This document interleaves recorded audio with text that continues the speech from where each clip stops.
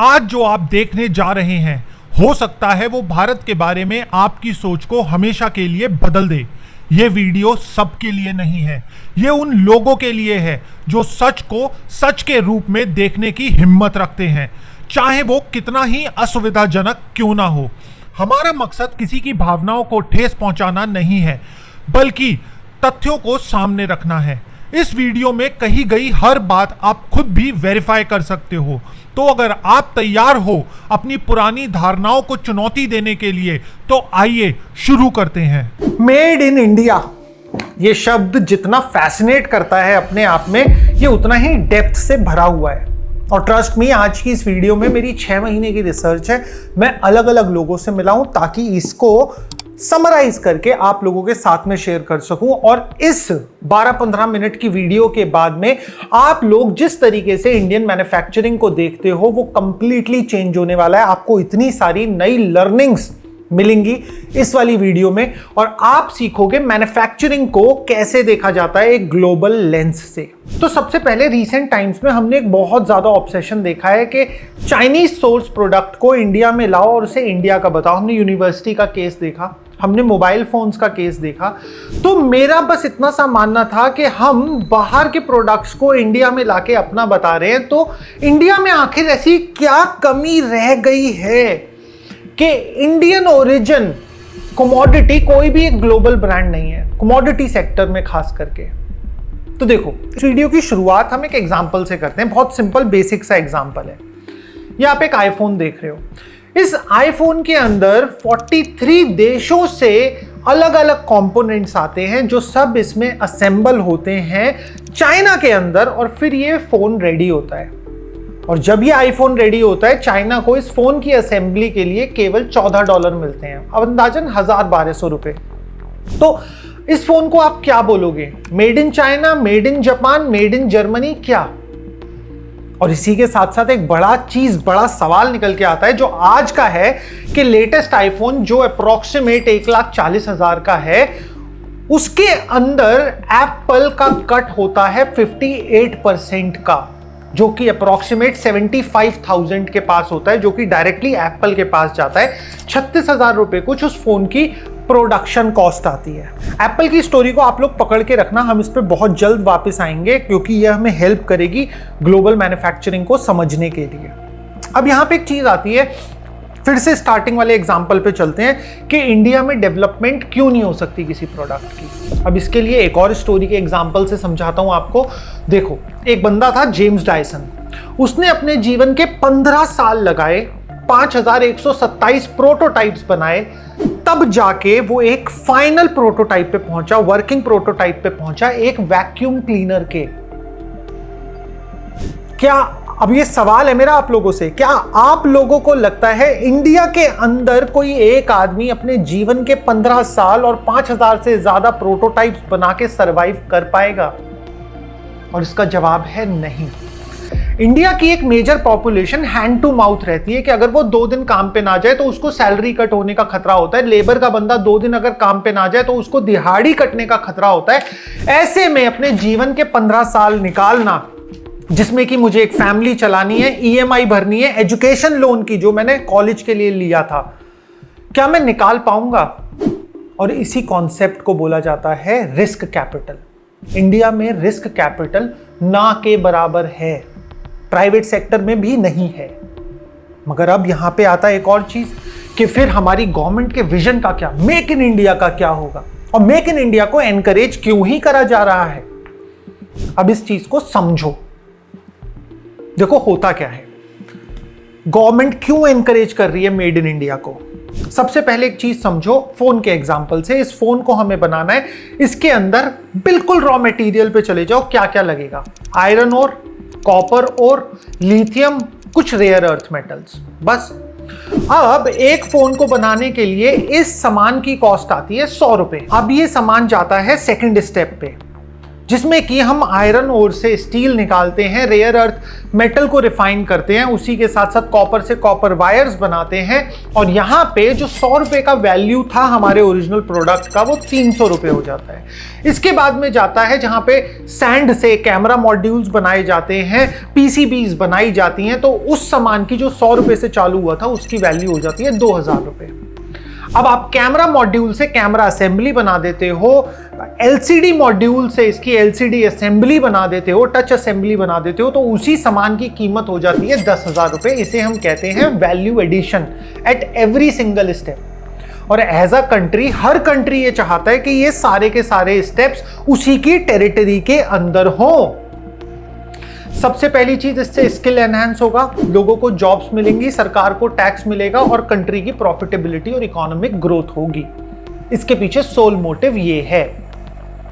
मगर अब यहां पे एक और कॉन्ट्राडिक्टरी बात आती है कि अगर ऐसा ही है तो एप्पल यूएस से छोड़ के चाइना क्यों गया मैन्युफैक्चरिंग करने के लिए? कॉस्ट लो है वो अलग मैटर है, बट अगर कंट्री को इतना बेनिफिट होता है जो कि मेड इन इंडिया बना के हमारे दिमागों में आ रहा है, हमारे को बोला जा रहा है, तो एप्पल को यूएस से छोड़ के चाइना में मैन्युफैक्चरिंग एस्टैब्लिश करने पे तो बहुत ज्यादा लॉस होगा। मगर यहां पे आता है ट्विस्ट इन द स्टोरी, और इस ट्विस्ट को समझने से पहले और ब्रांड्स का एग्जांपल देखो। एप्पल हो गया, टेस्ला हो गया, नाइक हो गया, लीवाइस हो गया, हार्ली डेविडसन हो गया, मतलब मैंने हर सेक्टर के ब्रांड्स को लेने की कोशिश करी है।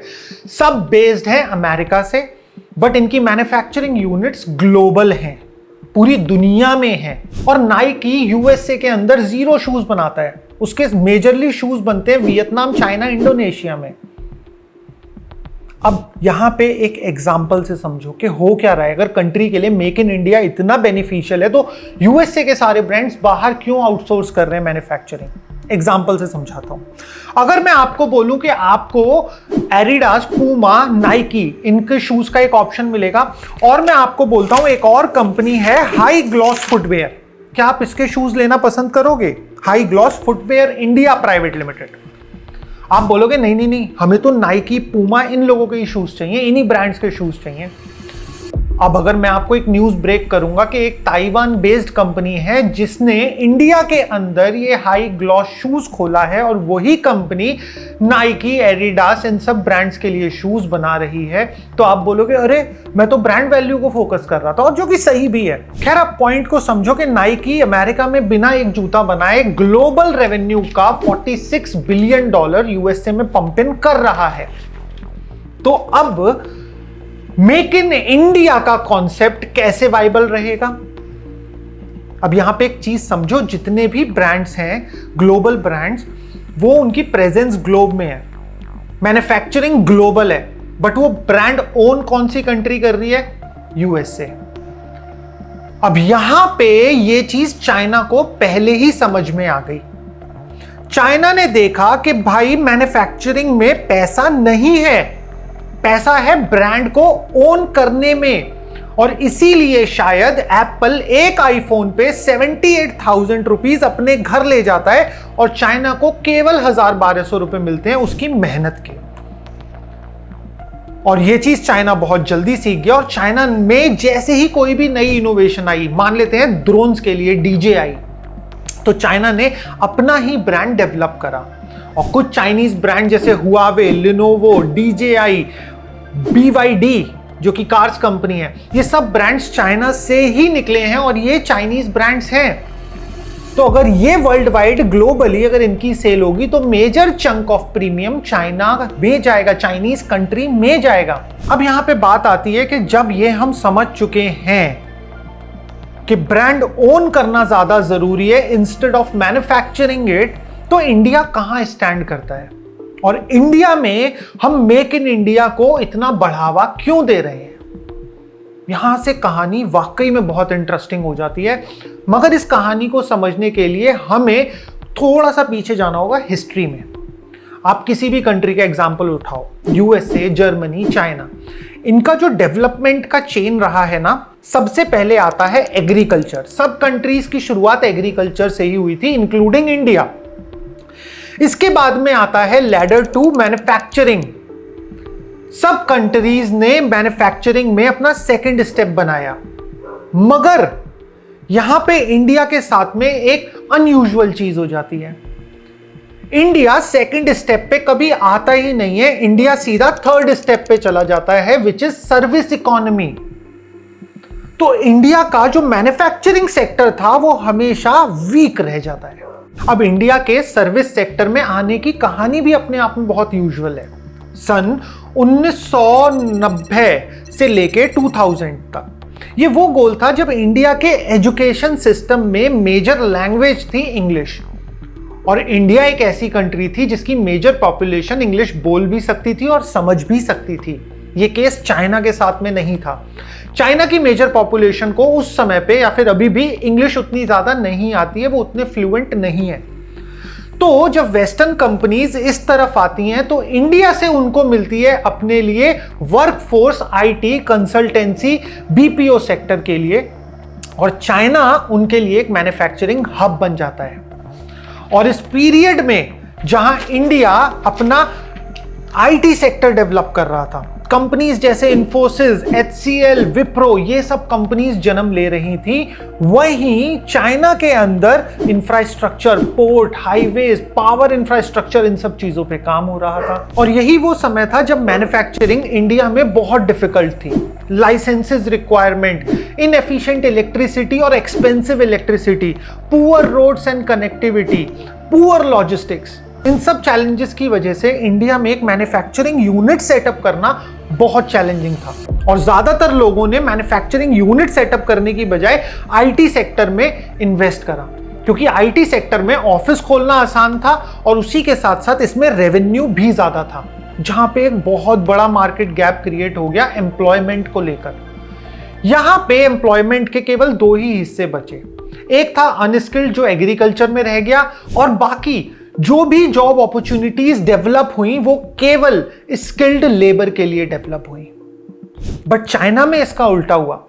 चाइना ने मैन्युफैक्चरिंग को पहले फोकस करा, यूएसए ने भी मैन्युफैक्चरिंग को, जर्मनी ने भी मैन्युफैक्चरिंग को।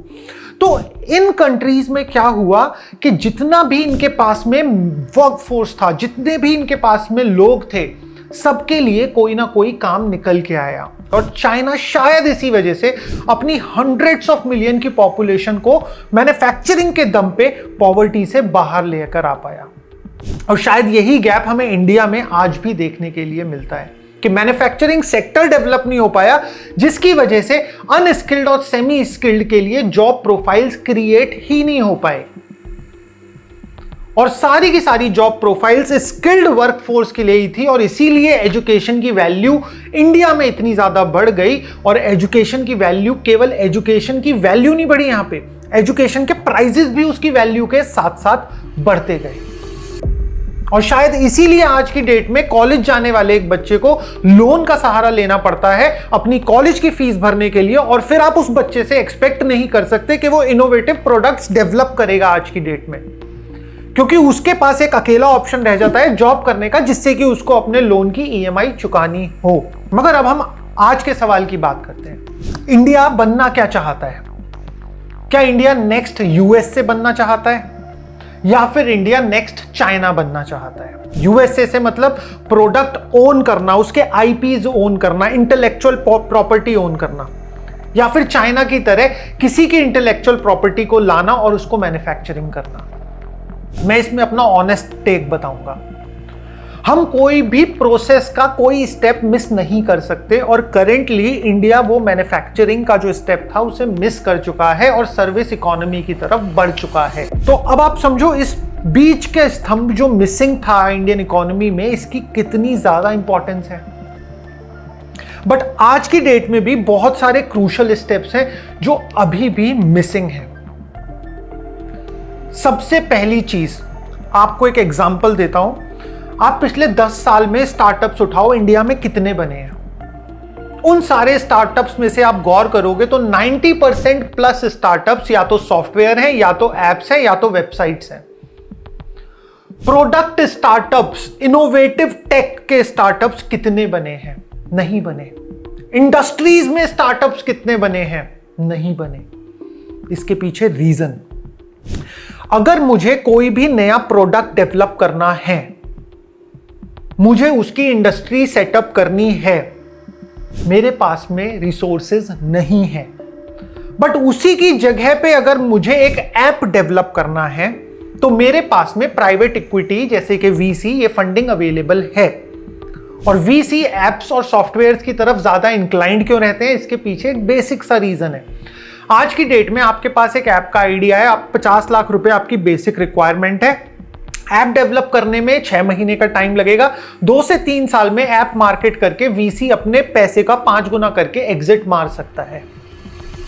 और वहीं अगर हम इंडस्ट्री की बात करते हैं तो कोई इंडस्ट्री 50 लाख में नहीं बनती, मिनिमम 100 करोड़ चाहिए। 100 करोड़ के बाद में 2 से 4 साल तो फैक्ट्री इस्टेब्लिश करने में लग जाता है। उसके बाद में 8 से 10 साल में जाके ब्रेक इवन आया तो आया। और इतना बड़ा रिस्क कोई भी नहीं लेना चाहता। मगर इंडिया में स्टिल इंडस्ट्रीज बन रही हैं, तो वो कैसे बन रही हैं?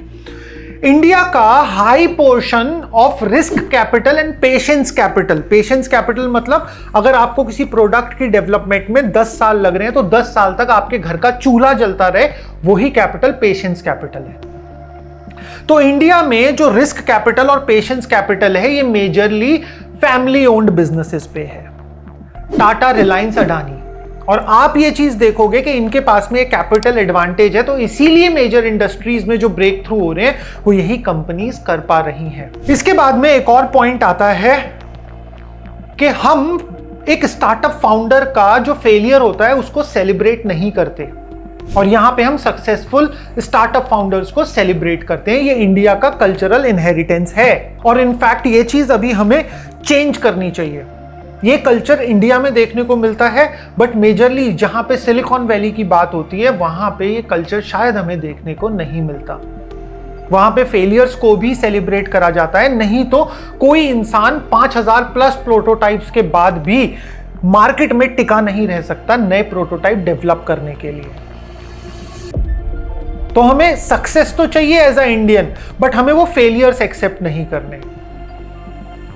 हम प्रोडक्ट बनाना तो चाहते हैं, दिखाना तो चाहते हैं, अपने लिए वाहवाही लूटना तो चाहते हैं, जो सेम हम देखते आ रहे हैं, बट उस प्रोडक्ट को बनाने के पीछे का जो संघर्ष है, जो मेहनत है, वो हम लोग करना नहीं चाहते।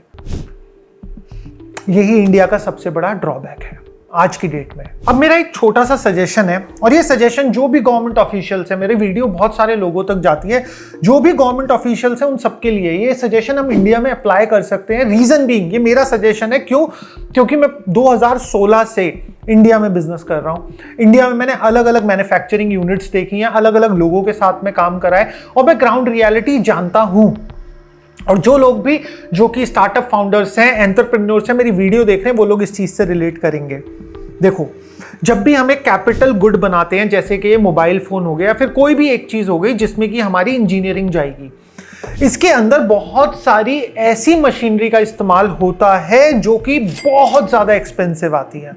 एग्जाम्पल के तौर पे अगर आपको एक एल्यूमिनियम हाउसिंग बनानी है तो आपको हाई प्रेशर डाई कास्टिंग की जरूरत होती है, वो मशीनरीज बहुत महंगी आती हैं। अगर इंडिया में आप चाहते हो एक्चुअल में ग्राउंड रियलिटी पे अगर हमारा इंटेंशन है काम करने का, तो गवर्नमेंट को कुछ इस तरीके की फैसिलिटीज में इन्वेस्टमेंट डालनी चाहिए जिसमें कि इस तरीके की मशीनरी को एस्टैब्लिश करा जाए और उसको एक डेवलपमेंट सेंटर की तरह इस्तेमाल किया जाए, जहां पे कि यंग स्टार्टअप फाउंडर्स, और मैं तो ये बोलूंगा जो लोग बिजनेस करना चाहते हैं, अपना एक नया प्रोडक्ट डेवलप करना चाहते हैं, उनसे मिनिमम चार्जेस में वो, ताकि उन सर्विसेज का, उन मशीन्स का इस्तेमाल कर पाएं अपना प्रोटोटाइप डेवलप करने में। आज की डेट में फॉर एग्जांपल एक सिंपल सी एल्यूमिनियम डाई कास्टिंग की केवल जो डाई बनती है इंडिया में, वो 1.5 से 2 लाख रुपए की बनती है।